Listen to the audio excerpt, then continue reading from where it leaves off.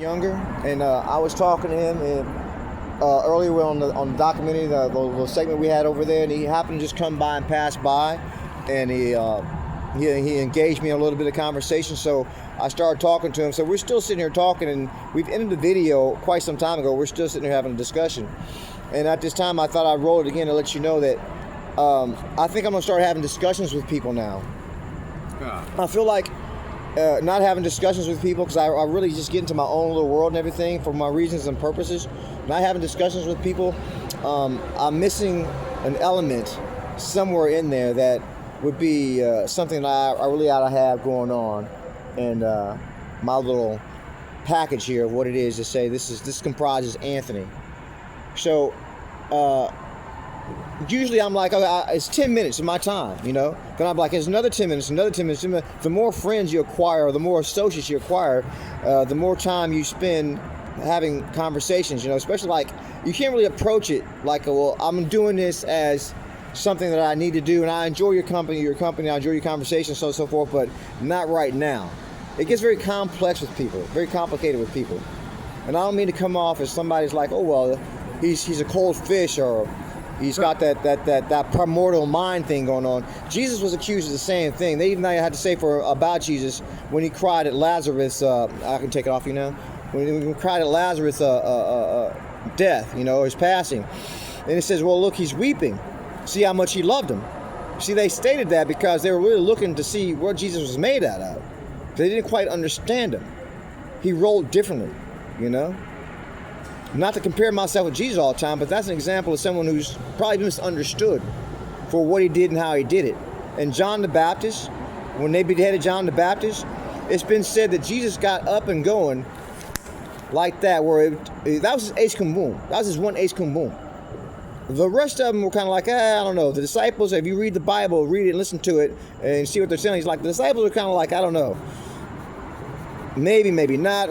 John the Baptist was his ace cum boom. That was his rock, and his rock hard start bottom rock.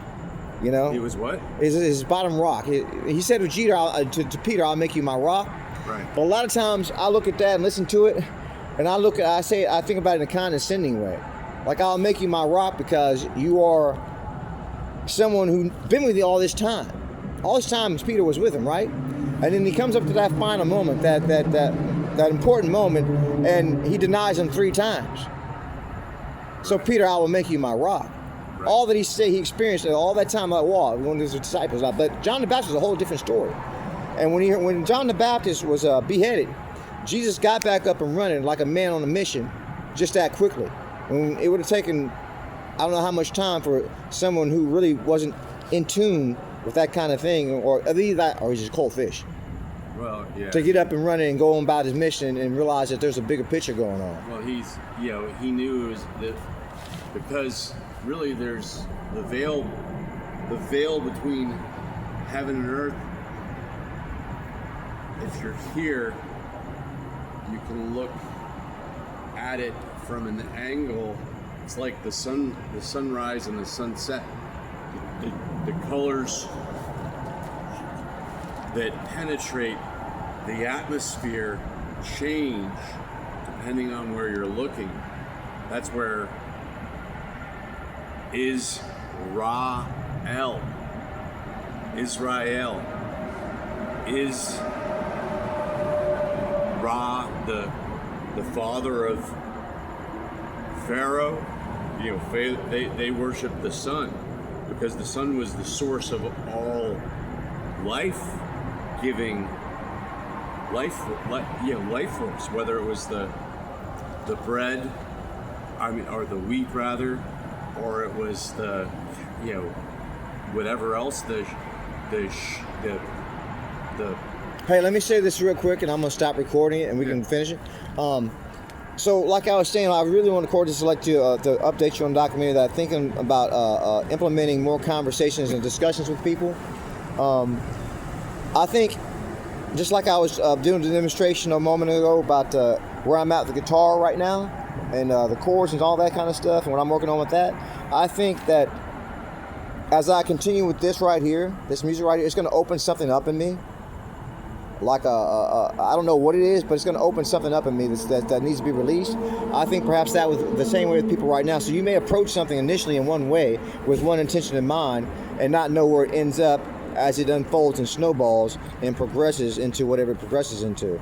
So maybe we'll have discussions like this, not necessarily recording it, not necessarily not recording it, but as we can see how, I become a little more humanized, I guess. A lot of people consider you not to be humanized if you don't hang out with people. Brad Pitt once upon a time said, in order to be human, you must, or humanity, something along the lines that I have to paraphrase, because I don't know the exact quote. I read in a magazine, on an interview, that you have to be a part of humanity. You have to be around people and amongst people and get involved in all that.